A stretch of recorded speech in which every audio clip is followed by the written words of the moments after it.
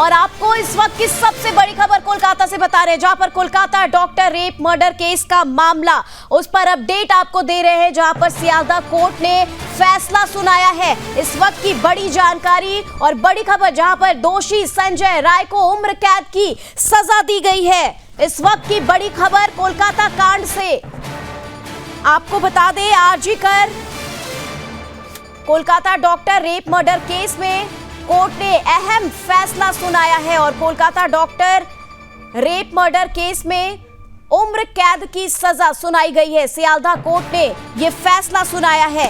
इस वक्त की बड़ी खबर आप तक पहुंचा रहे हैं।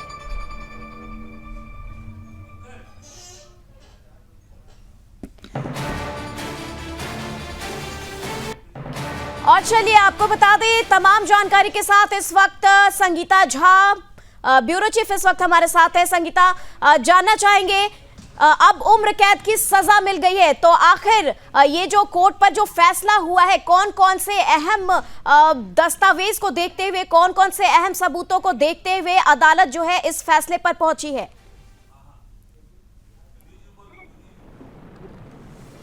देखिए निविन, मैं आपको बता दूं कि आरजीकर मामले में जो है मुख्य आरोपी जो थे संजय राय को लेकर सिविल कोर्ट का आज देखिए फैसला जो है आ गया है, जिसमें संजय राय को उम्र कैद की सजा सुनाई गई है। और कोर्ट का यह बड़ा फैसला माना जा रहा है, क्योंकि देखिए जिस तरह से संजय राय ने इसके पिछले दिनों 2 दिन पहले ही जब कोर्ट में मामला चल रहा था उस दौरान, लेकिन संजय राय ने कहा था कि मैं गले में रुद्राक्ष पहना हुआ हूं, मैं दोषी नहीं हूं, मैं रुद्राक्ष पहनकर मैं कैसे किसी प्रकार की इस तरह की जघन्य अपराध कर सकता हूं, इस तरह का ही कहना था। এই মুহূর্তে রায় ঘোষণা হয়েছে এবং সেই রায় তাকে আমৃত্যু কারাবাস, সর্বোচ্চ সাজা তাকে দেওয়া হয়েছে, যেটা হচ্ছে আমৃত্যু কারাবাস। আপনার তাকে রেপের জন্য তাকে সাজা হয়েছে যাবজ্জীবন এবং তাকে খুনের জন্য তার সাজা হয়েছে যাবজ্জীবন এবং রেপ করার সময় তাতে মৃত্যু। तो बता दें आपको, यहाँ पर संजय राय को उम्र कैद की सजा सुनाई गई है। और संगीता इस वक्त हमारे साथ मौजूद है। संगीता, जानना चाहेंगे कि फांसी की सजा जो सुनाई गई है, इस मामले पर अब इसे सामाजिक और राजनीतिक प्रक्रिया जो है, इस पर प्रतिक्रिया जो है वो किस तरीके की आ रही है? इस पर अगर हम बात करें सीएम ममता बनर्जी की, तो सीएम ममता बनर्जी ने कहा कि उन्होंने शुरू से ही जो है जो पीड़िता है, यानी कि जो जिनके साथ ये बलात्कार और हत्या हुआ था, उनके जो परिवार वाले हैं उनके साथ वो हमेशा से ही खड़ी थी और वो चाह रही थी कि इसमें जो है जो अपराधी है उसे सजा मिले, और इसकी भरपूर कोशिश जो है सरकार कर रही थी। और साथ ही सरकार हर मामले में जांच में पूरी तरह सहयोग कर रही थी। अब ये न्यायालय का जब मामला था, न्यायालय की तरफ से ये जो है अपडेट आने थी, न्यायालय की तरफ से सारी चीजें थी, तो सरकार का यही कहना है कि हमने अपने तरफ से पूरी कोशिश की। ठीक है, और इसी के साथ हमारे साथ रेजिडेंट एडिटर मुकेश कुमार भी इस वक्त मौजूद हैं। मुकेश जी, जानना चाहेंगे, ये जो अहम फैसला लिया गया है, संजय राय को उम्र कैद की सजा दिलाई गई है, कोर्ट ने एक कहीं ना कहीं उदाहरण पेश किया है, और क्या ये उदाहरण अब सामाजिक तौर पर भी देखने को मिलेगा, इसका असर? ये 2-3 एंगल है इसमें, जिस पर विचार करना बहुत ज़रूरी है। उम्र कैद की सज़ा, हालांकि लोग जो है फांसी की सज़ा मांग कर रहे थे, लेकिन कोर्ट ने उम्र कैद की सज़ा दी है। लेकिन केवल क्या संजीव राय जो है, जो जिसको सजा हुई, केवल क्या आरोपी है? जिस तरीके का यह मामला है, लगातार जो ट्रेनी डॉक्टर जो विक्टिम थी, उसके माता पिता ने सीबीआई पे और पुलिस जांच पे जो आरोप लगाए थे, और उन्होंने जो कहा था कि ये जांच अधूरा है और इसमें मेन जो आरोपी है उसको बचाने की कोशिश की जा रही है, उस तरफ किसी का ध्यान नहीं गया है। आज भी जो संजीव राय को मौत की सजा हुई है, लेकिन अकेला वो जिम्मेदार नहीं है। जिस चीज़ की मांग के लिए पूरे डॉक्टर समुदाय ने, जो जूनियर डॉक्टर थे कोलकाता में, उन्होंने करीब 1 महीने से ज़्यादा का स्ट्राइक किया था, और उसके बाद सरकार ने जो उनसे आश्वासन दिया था कि उनकी मांगे मानी जाएगी, वो मांगे अभी तक मानी नहीं गई है। तो कुल मिलाकर के कहें कि यह तो केवल संजीव राय को एक मुहरा बना करके आगे रख दिया गया था और उसको सजा दिला करके फाइल को क्लोज करने की कोशिश की जा रही है। अदरवाइज जिस तरीके का संगीन यह मामला था, उसमें दूसरे लोग जो इस पूरे कांड में शामिल थे, पूरी साजिश में शामिल थे, उनमें से किसी को चिन्हित नहीं किया गया। जो प्रिंसिपल की गिरफ्तारी हुई है, प्रिंसिपल की गिरफ्तारी को अनियमितता से जोड़ करके उनके केस को देखा जा रहा है, जबकि इस मर्डर से उसको अलग कर दिया गया है। तो जो विक्टिम के जो डॉक्टर, ट्रेनी डॉक्टर है, उसके जो माता पिता हैं, उनका कहना है कि यह जो सीबीआई की जो जांच है वो अधूरा है और इस पूरा मृत्यु कारावास और 103A जो मर्डर, उसी में भी उनको जाबोजीवन कारावास दिया। एक ही संगे तीनों सेक्शन में फाइन भी किया। एक ही साथ में आपका उनको संजय का जो केस है, राष्ट्रों के स्टेट को डायरेक्शन दिया, लर्नेड कोर्ट जो 10 लोग को और 7 लाख एंड 10 लाख मोट 17 लाख उनको फैमिली को क्षतिपूरण, विक्टिम का फैमिली को क्षतिपूरण देने के लिए निर्देश दिया। सर आपका नाम? Advocate Anisur Rahman. Thank you.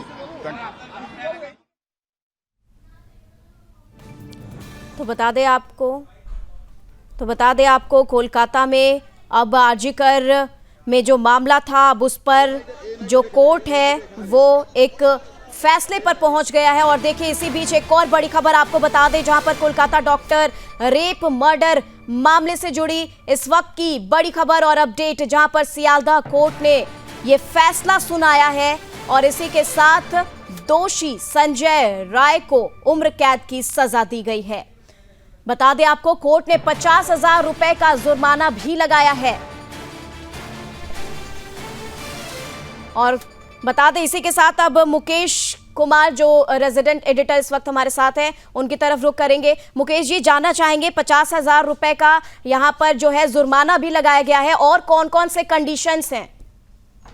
देखिए, वो कंडीशन तो 50,000 का जुर्माना के अलावा कोई दूसरा कंडीशन नहीं है, लेकिन ये सियालदह कोर्ट का मसला है। ये अभी आजीवन कारावास की सज़ा हुई है, लेकिन इसके आगे वो अपील में जाएंगे और ये एक लंबी प्रक्रिया है, सुप्रीम कोर्ट तक ये मसला जाएगा। लेकिन मसला केवल ये नहीं है कि जो आरजीकर के मेन संजीव राय को जो आरोपी बनाया गया है, जो आरोप डॉक्टर के जो माता पिता हैं उनने जो आरोप लगाया था उस पर अभी तक किसी ने संज्ञान नहीं लिया है।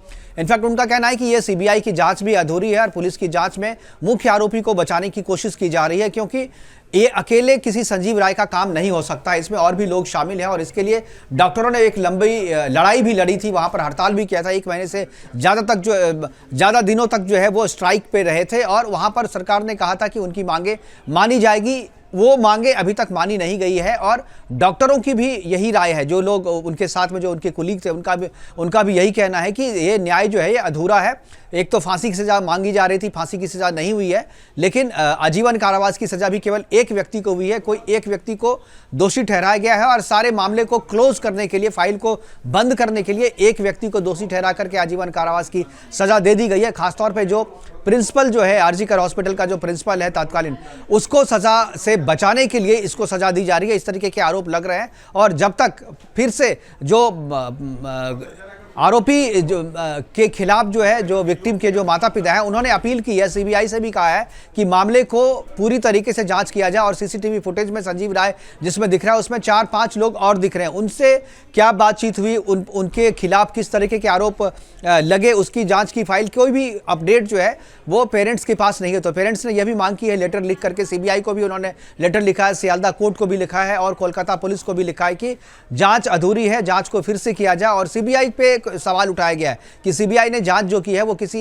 एक व्यक्ति को फंसाने के लिए और बाकी लोगों को बचाने के लिए किया गया है। तो कुल मिलाकर के कहें कि अभी सियालदह कोर्ट ने सजा तो दे दी है, लेकिन ये सजा के बाद भी जो है लड़ाई आगे जारी रहेगी, क्योंकि जो संजीव राय है वो आगे कोर्ट में अपील करेगा और विक्टिम की लड़ाई जो है, विक्टिम के माता पिता की लड़ाई जो है तब तक पूरी नहीं होगी जब तक दूसरे लोग जो इस पूरी साजिश में शामिल हैं उन्हें सीबीआई बेनकाब नहीं करती। बिल्कुल। चलिए मुकेश जी, मैं शिवम इस वक्त आपके साथ। दर्शकों, अब ये मुद्दा जो है ये बहुत बड़ा हो चुका है और ये राष्ट्रीय स्तर पर, केवल बंगाल की बात नहीं, पूरे राष्ट्रीय स्तर पर ये जो मुद्दा था। मुकेश जी, मैं आपसे याद दिलाना आपको चाहूँ कि जिस तरीके से डॉक्टर्स ने जो प्रोटेस्ट किया था, ये दबाव बना था, हम बार बार यही बात कहते हैं, दोहराते हैं कि अगर ये मुद्दा किसी और के साथ, अगर ये दुष्कर्म हुआ होता, किसी और के साथ ये घटना होती, तो शायद इतने बड़े लेवल पर इतने बड़े प्रोटेस्ट ना होते जिसमें इस बार जो कोलकाता वाले मामले में देखे गए।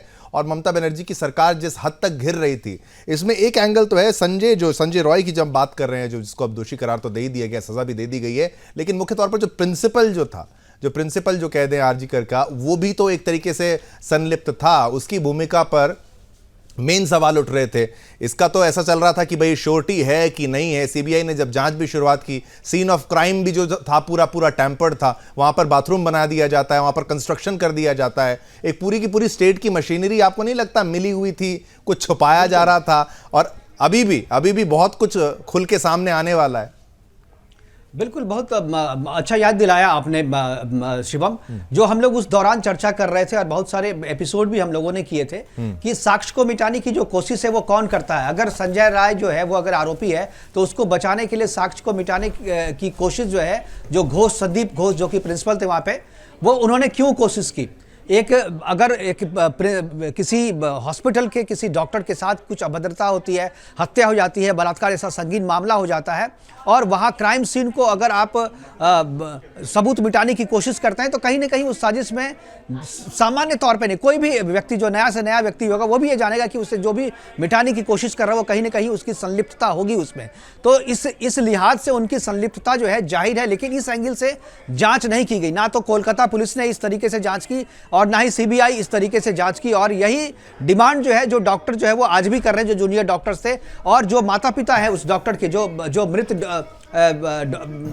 मृतका है उसके जो माता पिता, उनका भी यही कहना है कि ये केवल एक व्यक्ति का काम नहीं हो सकता है। इस पूरे मामले पे, पूरे साजिश पे पर्दा डालने के लिए संजय राय को आजीवन कारावास देकर के मामले को क्लोज करने की कोशिश की जा रही थी। आपको याद होगा शिवम, हम लोगों ने उस दौरान यह भी कहा था, एक डॉक्टर का बयान भी आया था और जिसमें ऑर्गन के तस्करी का मसला जो है वो सामने आया था कि इस हॉस्पिटल के जरिए जो है ऑर्गन की तस्करी भी की जा रही है, और वो एक पूरा गैंग है। वो गैंग इतना मजबूत है और वो गैंग इतना सातिर है कि उसमें किसी को हाथ डालने की हिम्मत नहीं होती है, और शायद यही वजह है कि पुलिस जो है, कोलकाता पुलिस और वहां की जो मशीनरी है वो, और पॉलिटिकल जो पार्टियां हैं वो इसमें हाथ डालना नहीं चाहती। और चूंकि ये मामला बहुत ज्यादा हाईलाइटेड हो गया था, मीडिया में आ गया था, इसीलिए किसी एक व्यक्ति को यहाँ पर विक्टिम बना करके, आरोपी बना करके उसे आजीवन कारावास या फांसी पर लटका दिया जाएगा। लेकिन मुख्य तौर पर जो यहाँ पे दुर्घटनाएं हो रही थी, जो अपराध यहाँ रचा जा रहा है, जो साजिश रची जा रही थी, और जो घोटाला यहाँ पे हो रहा है, जो ऑर्गन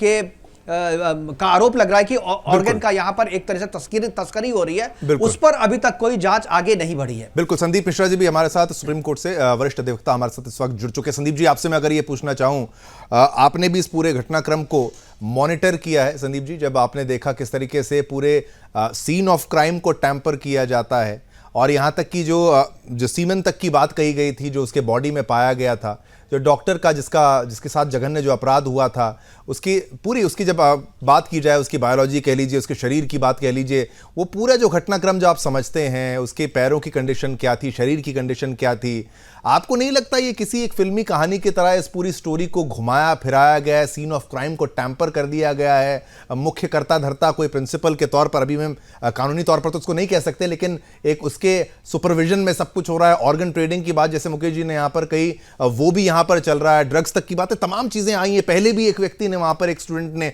आत्महत्या की थी, इतना कुछ हो रहा है। और आप ये समझिए कि भाई इसमें पॉलिटिकल पार्टी की इन्वॉल्वमेंट ना हो, स्टेट मैकेनिज्म की इन्वॉल्वमेंट ना हो, ऐसा तो हो नहीं सकता। एक लॉयर होने के नाते आपको क्या लगता है, कितना ब्लैक है, कितना व्हाइट है, कितना सफेद, कितना काला, कितना सच, कितना झूठ? देखिए, इस मामले में पूरा का ब्लैक है। मुकेश जी ने जो बात कही है वह बिल्कुल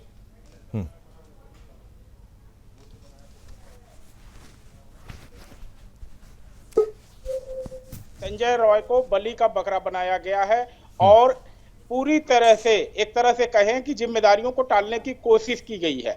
जो हॉस्पिटल का सुपरिंटेंडेंट है, अगर उसके खिलाफ कोई भी ऑब्जर्वेशन कोर्ट का नहीं आया है तो यह बहुत ही दुर्भाग्यपूर्ण है, और एक तरह से कहें कि ट्रायल को मैनेज करने की कोशिश की गई है पूरी तरह से। बिल्कुल, पर संदीप जी, क्या ठीक है, सुप्रीम कोर्ट तो फैसला जब हो, जो जाए आगे बात वो अलग है, लेकिन अगर कोर्ट के पास जो सीबीआई ने साक्ष्य रखे होंगे, पर सीबीआई तो सेंट्रल एजेंसी के तौर पर है, क्या उसको इतना समझ में नहीं आया? क्योंकि अभी याद है, एक तरीके से ऐसा लग रहा है इतिहास को वापस याद करने का प्रयास हमको करना पड़ रहा है कि भाई मॉडर्न डिवाइसेस का इस्तेमाल किया जा रहा था। एक ये भी घटनाक्रम मुझे याद आया, बहुत बड़ी भीड़ वहां पर आ गई थी अचानक, तो ये जो कुछ हो रहा है सीबीआई के लिए, आपको लगता है इतना इजी उन्होंने क्राइम सीन को छोड़ा? क्योंकि भाई जब पुलिस से नहीं हो रहा था तभी तो सीबीआई आई। वो टैम्पर्ड क्राइम सीन को, वो बिखरे हुए सबूतों को एकजुट करके उसमें से कुछ हल निकालना, निष्कर्ष निकालना, क्या सीबीआई को मतलब एक तरीके से फंसा दिया गया ऐसे केस में? देखिए शिवम जी, अभी अर्ध सत्य सामने आया है।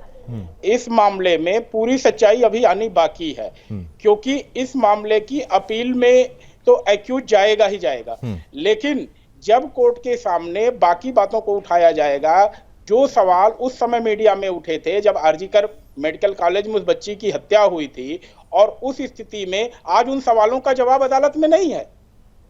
अगर उन सवालों का जवाब अदालत में नहीं आया है, केवल और केवल एक आदमी को ट्रायल में कह दिया गया कि आप अक्यूज हो, there is no direct evidence, कोई भी तथ्य ऐसा साक्ष्य नहीं है जो सीधा ये कहता हो कि संजय रॉय ने जो है क्राइम किया है। तो जब तक इस तरह का कोई डायरेक्ट एविडेंस नहीं आता है, केवल सर्कमस्टांशियल एविडेंस पे, केवल परिस्थिति जन्य साक्ष्य के आधार पर कन्विक्शन करना जो है कहीं न कहीं ऊपर की अदालत में उसके कन्विक्शन को जो है क्वेश्चन मार्क खड़ा करता है। और आगे चल करके देखिएगा, अभी हो सकता है इस मामले में जब हाईकोर्ट में अपील होगी तो मामले की सच्चाई पर कुछ और सवाल हो सकता है हाईकोर्ट पूछे, क्योंकि हाईकोर्ट ने भी जो सवाल उठाए उनका भी जवाब निचली अदालत में नहीं आया है ट्रायल में जो है। ठीक है, तो सीबीआई के उन सवालों का जवाब देना है। चलिए मुकेश जी पर भी मैं आऊंगा, लेकिन संदीप जी एक महत्वपूर्ण प्रश्न यहां पर है, जो कि भाई आजीवन कारावास कह लीजिए, ताउम्र सजा जो दी जाती है, ये मौत तक उम्र कैद की सजा जो है वो डिटेल सामने आ रही है। इसकी डिटेलिंग थोड़ा सा आप बता दीजिए कि भाई उम्र कैद की जो सजा सुनाई जाती है किन कंडीशंस में, और क्या उसका पूरा कैटेगराइजेशन होता है कि भाई मैं कभी 14 साल है या फुल लाइफ टर्म है, उसके बारे में डिटेलिंग पा रहा है। आप पीसीआर को बोलिए एक बार दोबारा संपर्क करें मेरे से। ठीक, एक बार आपको चलिए फिर से ट्राई। आप सुन पा रहे हैं? अब आप सुन पा रहे हैं? चलिए फिर से ट्राई करते हैं। मुकेश जी लीजिए, मुकेश जी तब तक मैं आपके पास आ जाता हूं, एक बार उनसे कनेक्शन साध लेते हैं। लेकिन ये उम्र कैद वाली बात जो थी ये मुकेश जी कि भाई अब ताउम्र जो है मौत की सजा, मैंने मौत की सजा, उम्र कैद की सजा, मौत तक उम्र कैद। बिल्कुल, आजीवन का मतलब आजीवन कारावास, इस पे बहस बीच में हुई थी। पहले 14 साल तक ये सजा थी, बाद में एक बार और अमेंड किया गया, 20 वर्ष किया गया। लेकिन बाद में एक है, जहां तक मुझे याद आ रहा है, संजीव जी बेहतर बता पाएंगे, कि आजीवन का मतलब आजीवन यानी जब तक जीवन है तब तक। लेकिन इसमें जो जब सजा कोर्ट देती है तो उसमें उनको मेंशन करना पड़ता है, ये आजीवन कारावास 20 वर्ष लिखना पड़ता है, आजीवन कारावास यानी जब तक जीवन ये लिखना पड़ता है। जब तक कोर्ट ने अपने कॉपी में जब तक वो सजा में लिखेंगे नहीं तब तक ये होता नहीं है, ये मेंशन करना पड़ता है। लेकिन आजीवन की कारावास की सजा जो है फुल लाइफ टर्म तक हो गई है, ये मुझे बहुत अच्छे से पता है। लेकिन क्या है कि 14 वर्ष, 20 वर्ष और लाइफ टर्म के लिए। And today is the result of such a investigation, whereby we always prayed for the highest level of punishment, but the Landed Court has given the life sentence of the accused person, and we have pointed out the latches of the investigation that created a confusion in the mind of the Landed Court. That is the reflection of the judgment. By Later, the of confusion, this judgment has come. later the judgment will come, the copy of judgment, and the elaborate part of it will explain as soon as we get the copy. Thank you. स्वागत है, वापस चलते हैं आरजीकर कोलकाता के मामले में, जहां पर जो दोषी है उसको उम्र कैद की सजा सुना दी गई है। माने ताउम्र उम्र कैद, जो मतलब मौत तक जो है वो उम्र कैद की सजा उसको कोर्ट की तरफ से सुना दी गई है। इसकी निटिग्रिटीज के बारे में, इसकी डिटेलिंग के बारे में और जानकारी लेंगे, क्योंकि मामला काफी पेचीदा था। और जो आरोपी है जिसको सजा सुनाई गई वो कह रहा है कि मुझे फंसाया जा रहा है, मुझे दोषी यहाँ पर बनाया गया है, मामला किसी और के द्वारा ये सब कुछ किया गया है, अगर मेरी गलती होती तो वहां पर ऐसे साक्ष्य सबूत जो है वो मिलते। और हमारे साथ संदीप मिश्रा जी भी हैं, मुकेश जी भी हमारे साथ हैं। चलिए मुकेश जी, आपने उम्र कैद के बारे में बताया, संदीप जी आप अगर मेरी आवाज आप सुन पा रहे हैं, अब जो ये कैद हुई है, उम्र कैद के प्रोविजंस के बारे में भी थोड़ा बताइए। ये टिल डेथ मतलब उम्र कैद की सजा जो है, क्योंकि यहां पर बताया जा रहा था कि 2 ऑप्शन होते हैं उसको सजा में, या तो उसको फांसी की सजा होती और दूसरा उसको उम्र कैद होती। तो किस तरीके की उम्र कैद और क्या प्रोविजंस होते हैं वो डिटेल के साथ।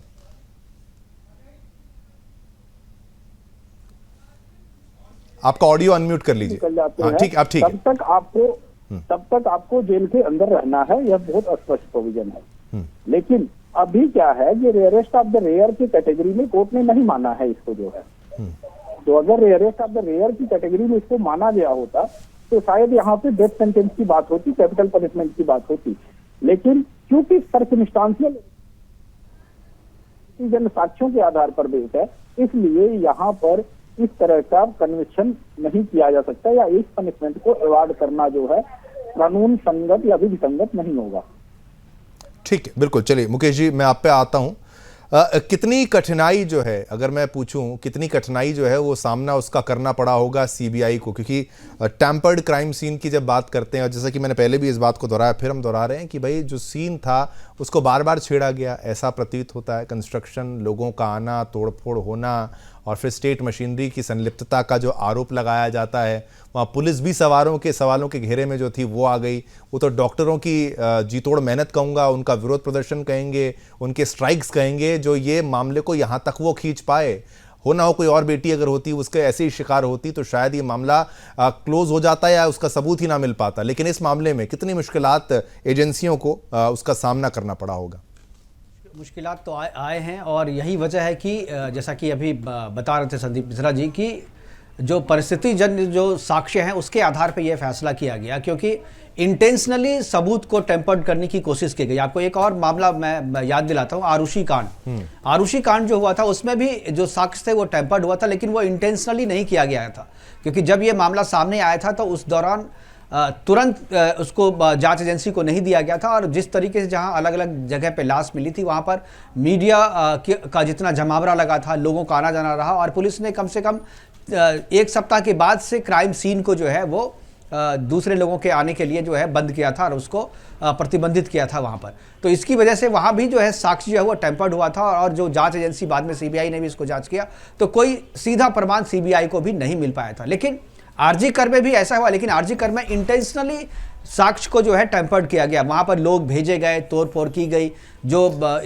कॉलेज प्रशासन था उसने वहां पर तोड़ करके नया कंस्ट्रक्शन करने की कोशिश की थी। यानी साफ ये लग रहा है कि बचाने की कोशिश में साक्ष्य को टेम्पर्ड किया जा रहा था। तो ये बहुत बड़ा मामला है कि ये अगर आप टेम्पर्ड कर रहे हैं, जानबूझ के कर रहे हैं, तो आपका इंटेंशन जो है उसको तो कम से कम एग्जामिन किया ही जाना चाहिए कि आप किस इंटेंशन से आप ऐसा कर रहे हैं। तो इसलिए यह जांच जो है वह अधूरी इसलिए कही जा रही है क्योंकि जो लोग साक्ष्य को टेम्पर्ड करने की कोशिश कर रहे थे उनके बारे में कोर्ट की कोई टिप्पणी नहीं आई है। जांच एजेंसियों ने उस एंगल से इस पूरे मामले को जांचा नहीं है। तो मुझे लगता है कि ये जांच भी अधूरी है और न्याय तो बिल्कुल अधूरा है। ठीक है, बिल्कुल न्याय अधूरा है। और जो मुआवजे की बात है उसको भी परिवार ने मुआवजा लेने से इनकार कर दिया है। ये इस बात की ओर इशारा करता है कि भाई देखिए, अभी भी जो परिवार है वो संतुष्ट नहीं है।